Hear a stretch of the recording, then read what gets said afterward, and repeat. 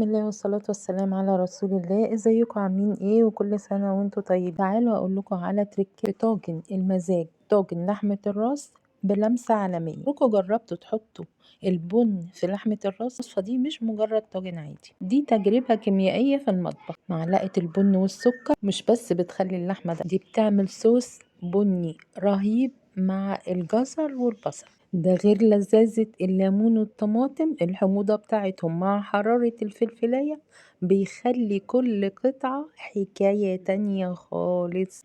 الطريقة سهلة وسريعة وبسيطة. أنا قطعت كل المكونات بالشكل اللي حضراتكم شايفين. اللحمة الموجودة عندي لحمة راس، ممكن تستخدموا أي نوع لحمة. المكونات اللي أنا ضفتها دي هتخلي طعم لحمة الراس مش معروف هي لحمة ايه بالظبط.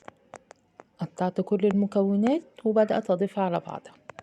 كمية البصل دي مع الجزر بيكونوا فريق سحب النكهات الغير مرغوب فيها، خاصة إذا كانت اللحوم ليها ريحة نفاذة زي لحمة الراس أو اللحمة الضاني. بيعملوا على تنظيف الطعم وبيدوا الوصفة طعم محبب، لأنهم بيستبدلوا طعم وريحة اللحم بريحة عطرية فاتحة للشهية.